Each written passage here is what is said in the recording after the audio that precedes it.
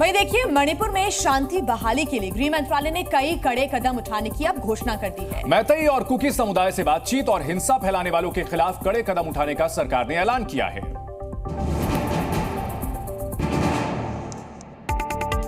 मणिपुर के हालात को लेकर केंद्र सरकार का एक्शन प्लान तैयार है।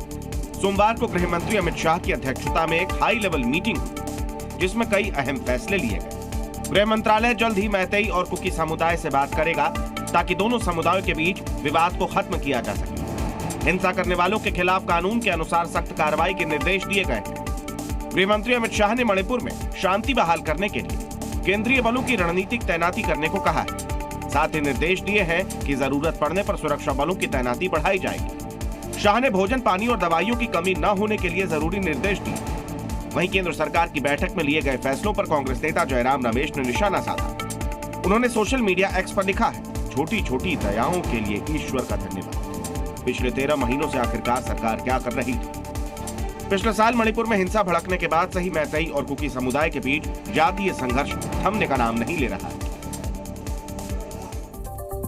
दिल्ली में पानी की किल्लत अब बस्तियों और रास्ते से होते हुए वीवीआईपी इलाकों तक पहुंच गई है। बिल्कुल, दिल्ली में पानी की आपूर्ति 40% तक कम हो गई है। देखिए रिपोर्ट।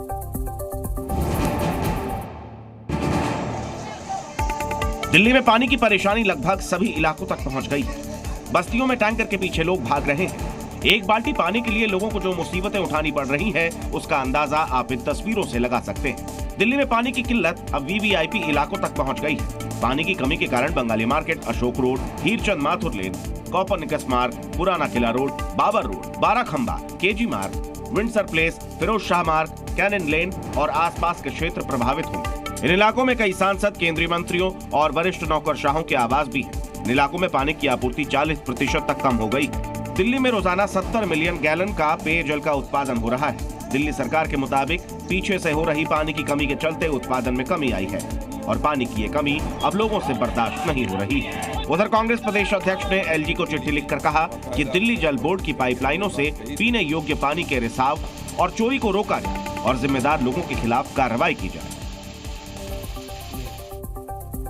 बात कर लेते हैं भीषण गर्मी की। मैदानी इलाकों में भीषण गर्मी के कारण पानी की किल्लत हो रही है, लेकिन पहाड़ों पर भी यही परेशानी सामने आ रही है। हिमाचल प्रदेश की राजधानी शिमला में तो पानी की सप्लाई 48 घंटे के लिए रुक गई है।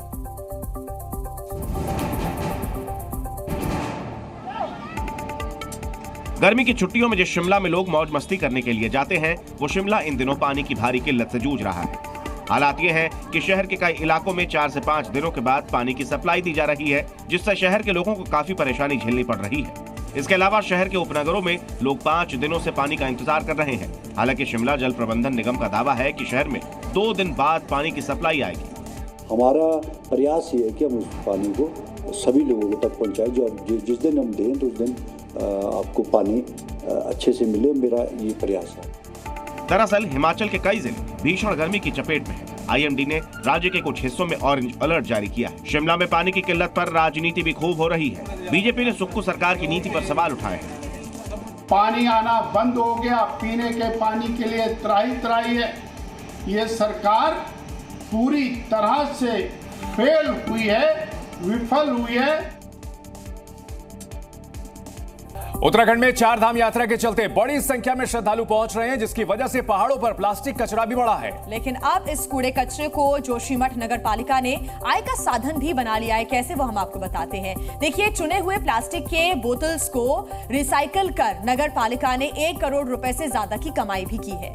चमोली जोशीमठ नगर पालिका ने 3 टन से अधिक प्लास्टिक कचरे को रिसाइकल किया। दरअसल धार्मिक स्थलों पर बढ़ते कचरे से निपटने के लिए सीएम पुष्कर सिंह धामी ने पहाड़ों पर कचरा सफाई अभियान चलाने का आदेश दिया है। बद्रीनाथ, हेमकुंड साहिब और फूलों की घाटी यात्रा के मुख्य पहाड़ जो पड़ाव हैं जोशीमठ से पंडुकेश्वर तक, सफाई का जिम्मा जोशीमठ नगर पालिका का ही होता है।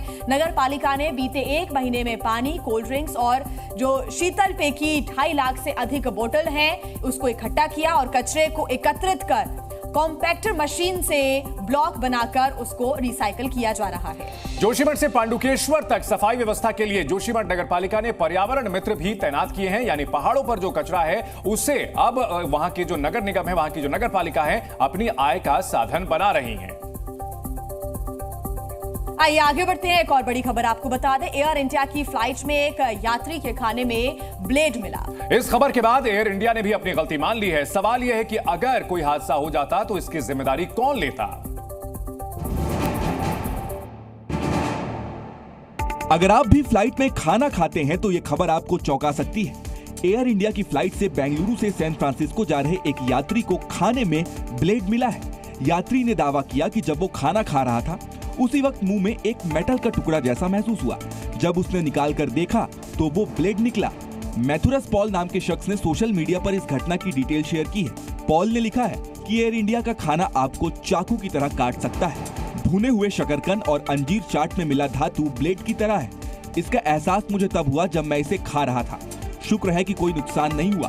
पॉल ने लिखा है कि बेशक इसका दोष पूरी तरह से एयर इंडिया की कैटरिंग सेवा पर है, लेकिन इस घटना के बाद एयर इंडिया को लेकर मेरे अंदर जो छवि बनी उस पर असर नहीं पड़ने वाली है। लेकिन यदि ये खाना किसी बच्चे को दिया जाता तो क्या होता। वहीं एयर इंडिया ने पुष्टि की है कि फ्लाइट में सवार पैसेंजर के खाने में कोई बाहरी चीज पाई गई है। जांच में मिला कि ये हमारे कैटरिंग पार्टनर के यहाँ इस्तेमाल की जाने वाली वेजिटेबल प्रोसेसिंग मशीन से आया था। आइए खबरों में आगे बढ़ते हैं। काशी की बात करेंगे, जहां एक बार फिर अपने सांसद के स्वागत के लिए काशी तैयार है। पीएम मोदी आज वाराणसी दौरे पर जाएंगे। प्रधानमंत्री बनने के बाद पीएम मोदी का ये पहला वाराणसी दौरा है। लगातार तीसरी बार देश की सत्ता संभालने के बाद प्रधानमंत्री नरेंद्र मोदी आज अपने संसदीय क्षेत्र वाराणसी जाएंगे। पीएम के आगमन को लेकर काशीवासियों में खासा उत्साह है। नमो घाट पर पीएम मोदी की खूबसूरत तस्वीर बनाई गई है। पीएम मोदी वाराणसी में पीएम किसान सम्मान निधि की 17वीं किस्त जारी करेंगे। इसमें 9 करोड़ 26 लाख से ज्यादा किसानों को 20,000 करोड़ रुपए उनके खाते में ट्रांसफर किए जाएंगे। पीएम स्वयं सहायता समूहों की 30,000 से ज्यादा महिलाओं को कृषि सखी के रूप में प्रमाण पत्र भी सौंपेंगे। प्रधानमंत्री काशी विश्वनाथ मंदिर में दर्शन पूजन करेंगे।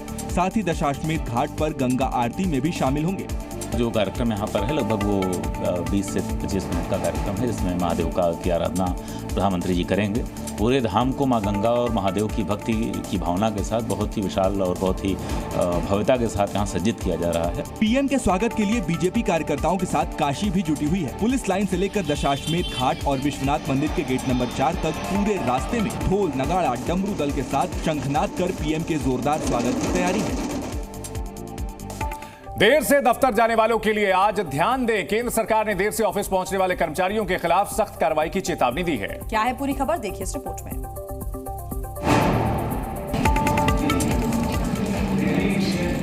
केंद्र सरकार के कर्मचारियों को अब समय से ऑफिस पहुंचना जरूरी है, क्योंकि अगर वो देरी करेंगे तो उन्हें कड़ी कार्रवाई का सामना करना पड़ेगा। एक आदेश में कहा गया है कि सभी केंद्रीय सरकारी विभागों को निर्देश दिया है कि कर्मचारी AEBS का उपयोग करके अपनी उपस्थिति दर्ज करें। ये भी सुनिश्चित करने के लिए कहा गया है कि बायोमेट्रिक मशीन हर समय चालू रहे। मंत्रालय ने कहा कि सभी विभाग नियमित रूप से उपस्थिति रिपोर्ट की निगरानी करेंगे। विभागों को निर्देश दिया गया है कि आदतन देर से आने और जल्दी जाने वालों को गंभीरता से लिया जाना चाहिए। इसे अनिवार्य रूप से रोका जाना चाहिए। दोषियों के खिलाफ मौजूदा नियमों के तहत सख्त कार्रवाई शुरू की जा सकती है।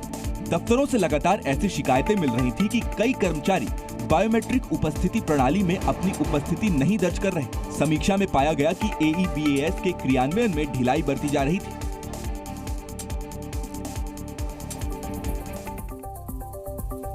और आइए अब बात दिल्ली में जारी पानी की किल्लत की, क्योंकि लगातार यहां पर जनता त्राहिमाम कर रही है। वहीं दूसरी तरफ नेता हैं जो समस्या का निदान करने के बदले धमकी दे रहे हैं। आम आदमी पार्टी के विधायक का ये बर्ताव वायरल हो रहा है।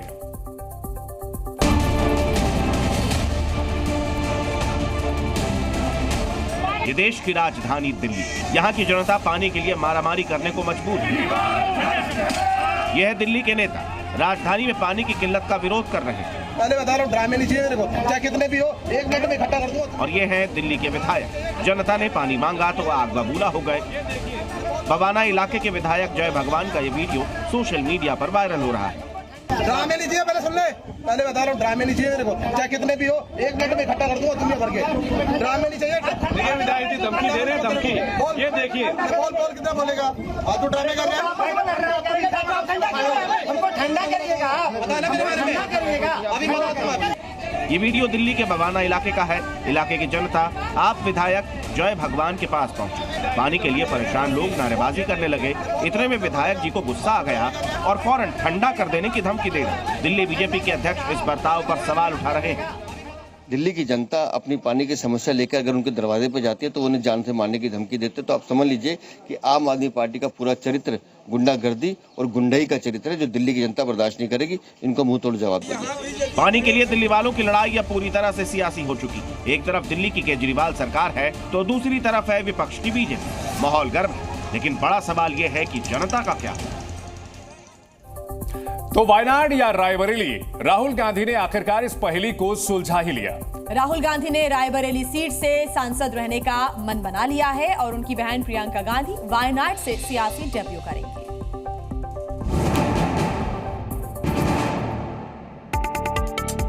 वायनाड और रायबरेली की जनता में राहुल को किसी एक को चुनना था और आखिर में राहुल ने वायनाड की सीट को ही छोड़ने का फैसला लिया। केरल के वायनाड लोकसभा सीट से प्रियंका गांधी चुनाव लड़ेंगी। इस उपचुनाव के साथ ही प्रियंका अपना पॉलिटिकल डेब्यू करेंगी। अगर प्रियंका जीतती है तो वह पहली बार लोकसभा पहुंचेगी और पहली बार लोकसभा में राहुल और प्रियंका एक साथ दिखाई दे सकते हैं। बहुत खुश हूं मैं। I am very happy to be able to represent Wayanad. एक और कांग्रेस इस फैसले से खुश है।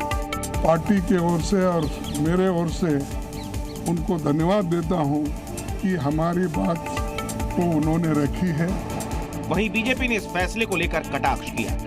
केरला की जनता के साथ कितना बड़ा धोखा कर दिया है, ये इसका भी एक परिचय है। और कम से कम एक और बात स्पष्ट हो गई कि राजनीतिक विरासत जो है परिवार की, वो बेटे के हाथ में रहेगी। तो बेटी को मतलब पुत्री को उत्तर प्रदेश में घुसने की इजाजत नहीं है। उनको जाना पड़ेगा दक्षिण भारत में, साउथ में, केरला में।